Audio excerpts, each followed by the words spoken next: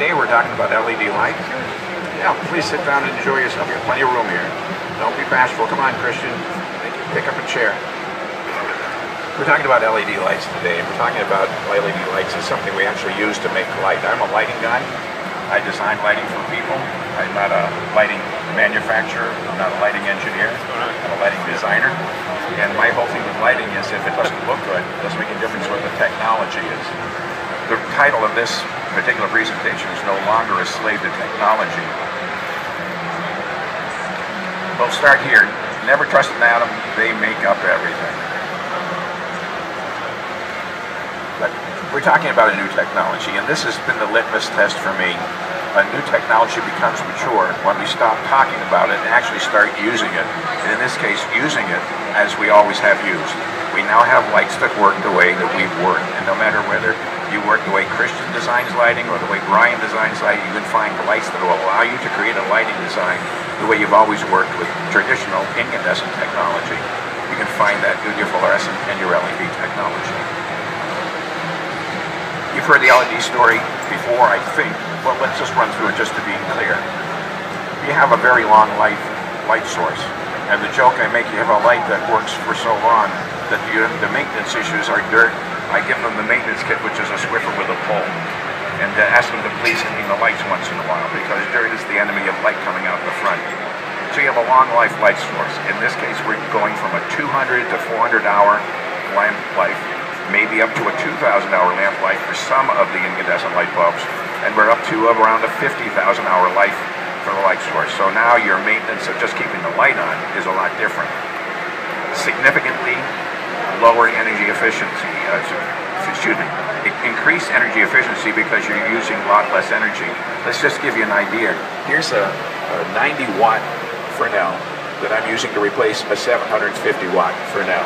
90 watts to 750 watts. That's get the same light output out the front. That's a big savings, and that pays off in any number of things. We're using less power to turn the light on. We're still generating heat. Is 90 watts of heat is 90 watts of heat, but we're not generating it the old way. An incandescent light bulb is like a toaster masquerading as a light source. Over 80% of its light energy is used to give off heat, and less than 20% of its energy gives off visible light. We have a light source that gives off more light than heat. It's still 90 watts, but only 90 watts, not 750 watts. So the power that used to turn that light on, the heat that it creates is much less, so it's less power to remove that heat from the studio or the location where you're shooting. So it's energy efficient on several levels, and that's always been the promise. It also has very stable light output and light color. You now have a light source that you can change the brightness without changing the color. If we dim an incandescent light bulb, it changes its color temperature, and even if you have a filter in front of it, a gel, to make it change color, we change that color when we do it. Well, how about if we generate a color, and then we change the brightness with that color being the same throughout that whole brightness curve? That's a big bonus for me as a lighting designer. The blue looks blue, the pink looks pink, no matter how bright I make it, or how dark I make it. And the other part is just for operational. We have less heat coming out the front, so the talent's more comfortable, and you and I working on it. You know, here these lights have been on all day. We turned them on at 8 o'clock this morning. If we had a 750 watt Fresnel that had been on since 8 o'clock this morning, would you have been able to put your hand on top of it now? Probably after about 45 seconds, you'd start burning your hand. And this will be on, come back at the end of the day, these lights will have been on all day, and you'll see that reduced heat signature, how much easier it is for us to work. But if you think about it, if we have a light that has less heat in it, it also means the working parts are less prone to metal fatigue, and over the operational life of that light, it's much more extended. So that's the LED story as far as I'm concerned. Let me back, I'm sorry. It's a solid-state lighting device, which means we're going to have to send it a signal, data information, to make it change whatever it's doing. What we had before was just one attribute. We turned the light on or off or somewhere in between. Now we've got lights that some of them change color. But we're doing all this not by changing the voltage to the light, but sending a control signal saying this is what you're on now, you're off now, you're this bright, you're this color, whatever. So that's a little bit. We'll talk a little bit about that in a moment. But you now have less power requirement, you've got a whole different way of controlling these lights, and allows you to do an awful lot more things from a lighting design standpoint than you did before. And it's, again, a low maintenance item. We don't have a power handling device that needs maintenance as well. This is just a smattering of the kinds of lights that are available here, but I bet you'll find the lights that you work with now that look just like this. Every one of these are LED lights. And if you walked around the floor, you've probably seen dozens and dozens of lights that look like the lights that you work with. And you probably see a whole bunch of lights that don't look like any of the lights you work with. But I want to start with the color, because I think this is an important thing about choosing the right light for you. All LEDs are not the same. Let's think about our incandescent light bulb for a moment. We've got well over 100 years, over 125 years of building incandescent light bulbs. We know how to do that really well. And you can be pretty sure that manufacturer X, Y, and Z are all making the same incandescent light bulb. LEDs create light completely differently than putting a bunch of wire and putting some electrons through it. They get excited at each other and give off light. Now we're doing how we make light with the LED is very, very different. And the colors are different depending on how they manufacture the LEDs. So let's talk a little bit about color and why certain LEDs. Come on, don't be afraid, sit right down. I got plenty of room here. Hey, I invited one guy one year, he just laid down in front of me here. He was so tired on Wednesday, so don't be embarrassed. So let's start with what you know about color. This is, if we were to graph out the color of light present in an incandescent light bulb, this is what spectral distribution chart here. So you're going from the infrared end down to the infrared end, and this is what's in between. This is what we see. And what you're seeing here is that all the colors of the visible spectrum are present. If you were lucky like me, you had a 7th grade science teacher, Miss Marble, who took the prism and put it on the windowsill on a sunny day, and you saw the rainbow of colors. You saw all the colors that made up daylight. And daylight also has, it's the perfect light source. It has all the colors. Incandescent light bulb has all the colors too. Different amounts of them than daylight, but it has all the colors. And that's why we like incandescent lights so well, because we can make them do a lot of things. We can make them any color we want, because the color's in the source to start with. When you put a gel on it, we'd probably be more accurate to call it a filter, isn't it? It's not making a light bluer, it's making it less red. It's just letting the blue go through and withholding, filtering out the wavelengths we don't want. And it's got all the colors there. We can make all the colors. And if you think a filter, a gel, adds color to a light, I defy you. I want you to go take a blue gel, any blue gel, and go out to one of those high-pressure sodium copper colored street lights and try and make it blue. There's no blue in it. So all you can do is make it very, very dark, because it will cut back all the light rays that are coming out. Well, that's spectral distribution. It's a discontinuous source. It doesn't have all the colors. On the right-hand side, what you're looking at is a color-accurate fluorescent. Probably most of you, if not all of you, have worked with fluorescent lights, either on location or in the studio. And for example, maybe you look with something like this in the studio, this particular fluorescent soft light. If you were to graph out, this red line here is the colors that are in that light. And you can see there's a whole bunch missing, and it's very weird. And what we've done here, this blue line is overlaying what the spectral curve is for an incandescent light bulb. So how does a light bulb that looks like this, when you graph it out, look like this on camera? And the answer is, you have to put enough of the right colors the camera needs to see to make a picture. Enough of the right colors for the camera to see, to be able to make a color-accurate picture. It's the same problem with an LED.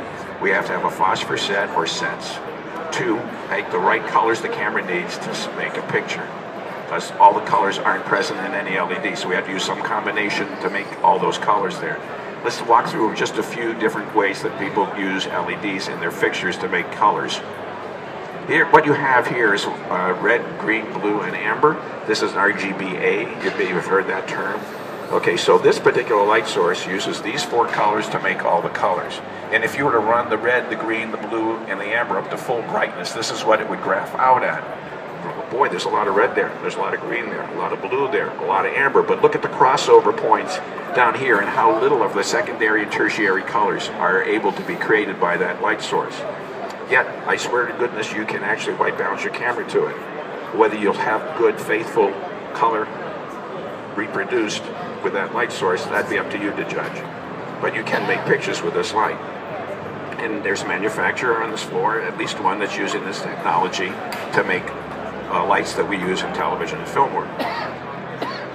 Then another approach, and you've seen this any number of panels of light or other light sources where they have one color of LEDs there, and they've used a phosphor set that gives it, this is their tungsten. If you set that light tungsten, that's what it does. And while it's got a spike here and everything, they put that where the camera doesn't see it so much. You have to have it somewhere. We just put it where the camera's not looking at it, because the cameras, especially the chip cameras, anybody use a tube camera? Probably not. Probably not since I had hair. Have you used a tube camera? So they're actually discontinuous receptors. They don't see all the spectrum of light. And so the key is to put the colors the camera needs to see to make a picture. So this manufacturer's used one set of white LEDs to make tungsten light. And you could make good pictures with this light all day long. There's another manufacturer, a couple of manufacturers that are using 3 sets of white LEDs to make even fuller spectrum. And you notice there's more colors in here.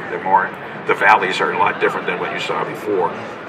So there's a bunch of different ways to make what you and I would call white light, tungsten light or daylight, but not this theatrical color light for you to work with. Well, how would you test the color? It's this light source. How would I don't know anything about these charts and spectrum distribution. What the heck would I do? How would I test the light to see if it's the right light for me and for my camera and the way that I work? You need your camera, you need a critical viewing monitor, which this is not. So the caveat, I'm going to show you some things now, but you're not looking at it in a good monitor that's going to be really color critical, and we're not in of course this is an ideal viewing location, right, for us to look at that. And a good test charts. So let's take a look at some of the tests that I did. This was literally done on a hallway. Just after we finished the shoot with the DSLR, we're doing some tests with DSLR. So what you're looking at, look at 3 of these slides that are coming up. On the left side, what you're going to see is the camera set at the factory default setting for tungsten, and the light set at the factory setting for tungsten. The right-hand side is going to show you the camera white balance to that light source. So the left is unfixed, the way the camera manufacturer says for tungsten, the way the light manufacturer says for tungsten, and the right-hand side is going to be white balance. So this is a single color LED light. And the reason for the test chart is that you're looking at a couple things. You're seeing how these colors, all these colors will look, that you find right away if you got a lot of pink and a lot of yellow and a green. And if you're not sure, you look at your chips on the bottom, 2 things. They're going to find out that's a logarithmic chip chart, just a 6-step. But any color is going to show up in the gray right away. So if the light's a little this color, that color, you're going to see it right there. So you don't have to know if it's yellow or not. You see some yellow there, then you know that light source got a bunch of yellow in it, as an example. Also, it tells me if I've properly exposed it when I'm looking at my test footage, because I should see the 6 steps accurately as discrete logarithmic steps. Here's another single color white LED, different set though. They've used a different phosphor set, only one color, but it's different than what you saw. When they said all LEDs are not created equal, that's exactly what we're talking about here. So you see the difference on the left again, camera set the factory default setting for tungsten, the light set at the default setting for tungsten. The right hand side, you're seeing that camera white balance to that light source. You could do these tests, couldn't you? I mean, we did this in the hallway at the end of a shoot. I had a great wall, said this will be perfect. And the delightful effervescent Jessica, here you're looking at one of those lights with 3 colors of white. So what are you seeing right away? We have got more colors in that light source. Aren't the colors more accurate? Now believe me, you can make a good picture. You looked at the right-hand side of the other ones before. That wasn't a bad picture, white balance, but look at the difference here. More colors are better, because I've got more faithful color reproduction. So more colors are better. If you want a general rule, that's a good general rule. Then this was the last one I did. I was doing a color demonstration, and I had a couple of lights that were brand new at that point. So what you're looking at both sides, this is 2 different lights, but set up the same way. It's a Sony F3 camera. Before you look at a DSLR, this is a Sony F3, nice 35mm chip. It's a wonderful camera. So you're looking at the camera set the factory default setting for tungsten. The lights are set at the factory default setting tungsten, no white balancing or anything. and just comparing one light to the other, and there's probably not a nickel's worth of difference, though there's a lot of difference in the technology behind the two companies to create this light. And I could probably, with even more exhaustive testing, tell you this one's a better, but is it a big better? I don't know whether it's a big better. You know, proving something's better and then seeing something better can be two different things. You've probably seen that before. So this is, are any of these tests difficult? It takes longer to set the test up than look at it. And I think this is valuable. If you're buying new technology that you've not worked with before and not looked at it on your own camera, not looked at critically on a color critical viewing monitor, I think you're opening yourself up to a situation, let's say. And William smiled. He knows exactly. You know what? You know how you get good judgment, William? I'll tell you, from my exercising bad judgment. That's how I learn good judgment. So learn from mistakes of others. You'll make them all yourself. So what I was looking for there was a relationally accurate color. That means the green looks green, the blue looks blue, the yellow looks yellow, the amber looks amber, etc., etc. The colors look at least something like they're supposed to look like. The green didn't all of a sudden turn aqua, the blue didn't turn purple, and so on. In this case, once I get the color set, because if the color's no good, it doesn't make any difference. They only hired me to make people look good. If I can't get good color on your skin, they're going to see that every day. They're not going to care what technology I used. He didn't look good. Well, once I got color, the next thing I'm looking at, do I have enough light output? If the light's not bright enough to do what I need to do, then it can have all the great color in the world. And I think back to about 6 years ago, the first really good LED that made skin tone look good had 7 different colors of LED. And the skin tone looked great. But at 4 feet, it put out less than 40-foot candles. So I didn't have enough light to actually use that light. It didn't have any beam shaping or light control. If I need to I do a lot of multi-camera work. That's how I earn most of my living, is multi-camera studio work. So I gotta light John and keep, for John's camera angle, and I gotta light Patrick next to him for a different camera angle. I gotta keep John's light off of Patrick so that Patrick's face has the right highlights and shadows, that it looks good without screwing up, giving John ugly nose shadows and so on. So control the light. For certain kinds of lights, I need that. So just a light that's putting out a blast of light's not going to help me a lot. That's my thing. But you may not have that problem if you're doing a single stand-up, single camera stand-up out of doors. Maybe beam shaping is not a big deal. So again, you're looking at these from how you look, not some theoretical. How do you work? Find a light that works the way that you work, or allows you to work the way you want to work. So this is the order. First color, then for me, then light output, then I control where that light goes and doesn't go. And brightness control. When I control the brightness, does the color change? If they haven't put the work into the power supply, if they haven't put the work into the algorithm that controls how that light changes brightness, then you start seeing color shifts as they dim up and down. And that's an easy thing to check on camera, isn't it? You got the, as long as you can follow the iris open up and close up as you raise and lower the brightness of the light, you can start seeing color anomalies as you change the brightness of the light. And the test chart will help you every time. And then finally, does it work the way you want to work? Are the controls easy to get to?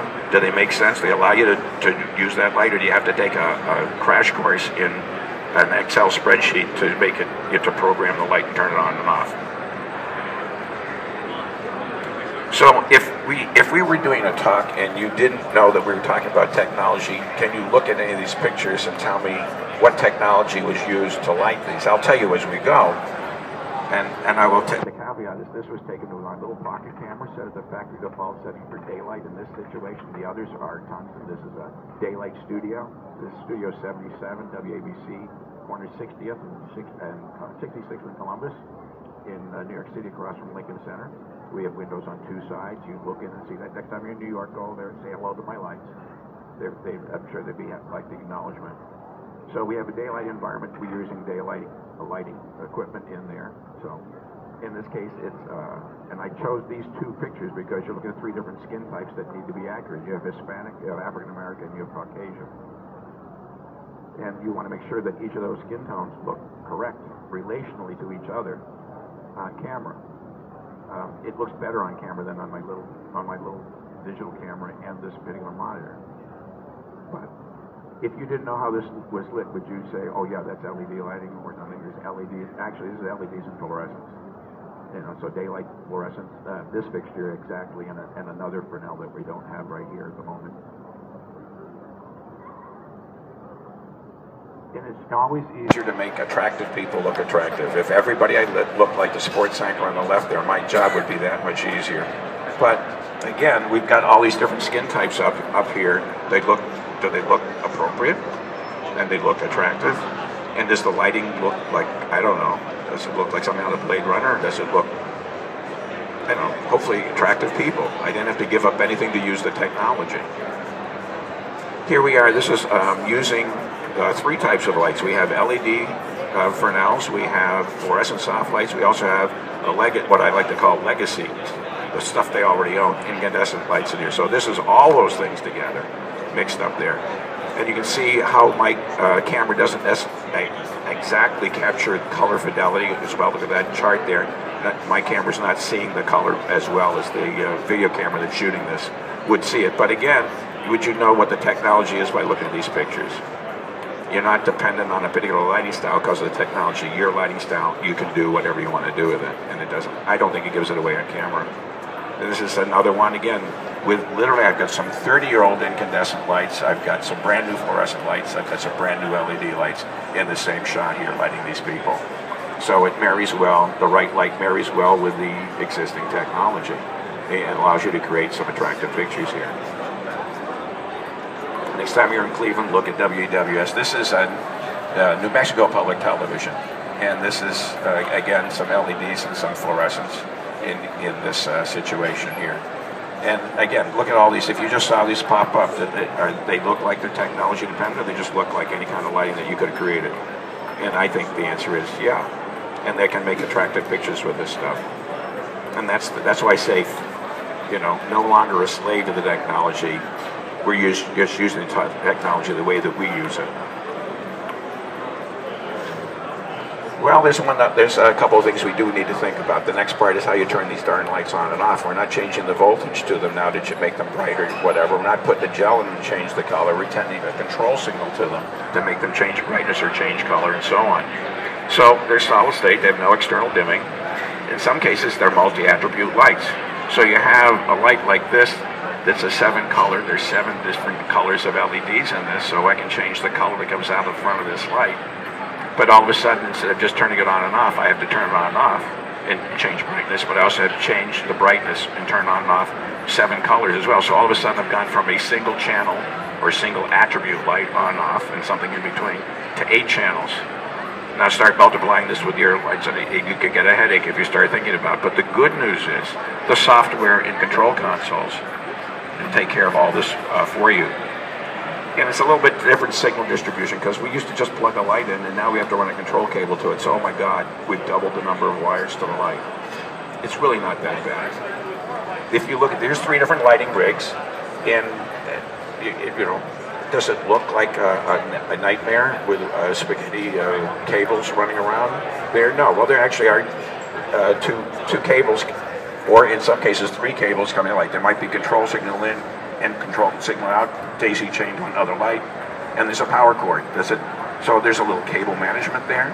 Oh, we also have to address the fixture. We just plug it into circuit 27 and call it circuit 27 to go in the soft patch and call it another number. But here you're going to have to actually say, okay, John, you are now 101. And, you know, oh, that's really tough. But so it may be a little paperwork management you've got to do there, a different way of thinking about it, but it could be any number. Any number. They want to make them all 101 so they all come on together. I guess you could do that too, but you don't need to do something goofy like that. So this should be LED lighting without tears as well. This is like, don't be afraid of this. This is the easy part. And we basically run control signal around, put a node in to that, and plug the light into the node, and you're good to go. So in the right-hand side, we've got Cat 6 running around in the studio. On the bottom one, we have a native DMX coming out of the back of the board, 2 different. It's all going to be DMX, but one's over Ethernet and one's right to the board. So it's pretty easy to do. But this is the key to it. There's a wide range of consoles available that will allow you to work in smart. So let me tell you, let's walk through a multi-attribute light. You're going to plug a light in, and it's going to change color. I've never had to control a light that changes color before. What the heck do I do? Well, just plug in the dang light, give it an address, and then you go into a screen that says, what kind of a light do you have? And you go to the fixture library and you pick the light, and you give it a number. Well, from that time on, whenever you call up that number, the board is doing all the work for you. It knows what it's going to do, and it allows you to control whatever the attributes are. In this case, it might be color. So you might go to another library and pick a gel color right out of the book, like you do when you pick a color and put it in front of the light anyway. Or you say, I don't know, I don't like the way that color looks. You go over the color pick. Oh, by the way, these are touch screens. Nifty. Or you can use a mouse if you're happier with doing that. And you can just start dialing the color on with your finger. I know that looks like Roscoe 09, but I'd like it to be a little pinker, and you just kind of push it over to the red a little bit, maybe back towards the center. It's too pink, I want it a little less saturated, or out to the edge. And it's even nifty when you do the colors with a particular light, if it's in the library, you'll find in that ball a little black outline, and that tells you as green as that light's going to get or pink as that light's going to get. The first version of the boards that I was working with, it just had the color ball. So I'm saying to Brian, I'm saying, Brian, make it greener, just a little greener. And Brian's making it greener and greener. Well, it met the limit of how green it could be. It had nothing to do with what the ball looked like. So the software has gotten better. I love it because it gets better. A little black line around it, and Brian says we're at the end of the parameter of that line. So the board's smart. You don't have to be smart. Well, so here's how smart you got to be. So Vermont Public Television, you saw one of the rigs at Vermont Public Television there. Go up there, and there's nobody left anywhere. They're all gone, right? Who's left? There's nobody there. It's not like 3 cameras sitting around between shows to do all the lighting anymore. There's no cameraman. So one of the lead people assigned to my crew was a 28-year-old who, I said, have you ever operated a lighting console? He goes, I'm pretty sure back in high school. Well, he's not stupid, number one. He's probably got at least one of these. And this is more complicated to learn, I swear to goodness, than this console. And he's not dumb. He shoots and edits. Ever learned an editing program? Okay, shoots and edits all their location pieces. So he's a smart kid.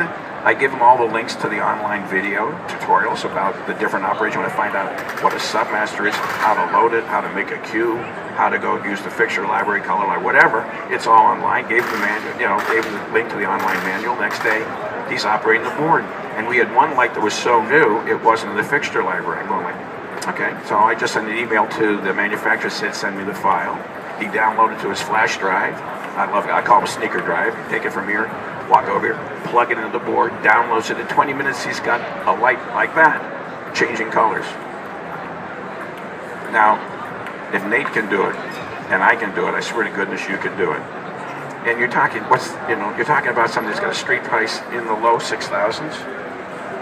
Two 19-inch touchscreens in the console. So, that's too much money. Well, here's one that's 3,500, does essentially the same thing, a little differently, fewer displays, but, so it's not $30,000, $100,000 to turn lights on. So, smart stuff at a right price by reputable manufacturers. I think you've hit all my sweet spots. Because if I can't make it work, how can I expect you to make it work? And I'm not a programmer, I'm just a lighting guy. So, I'd say that's true. If you've followed this whole talk, I hope you understand where I'm coming from. I'm a lighting guy trying to make people look good, and I've got stuff that allow me to do it. Some that work the way I've always worked, and some that make me more able to work the way I always will work, because they got smart software and that kind of aid that makes us all do the lighting that we want to do.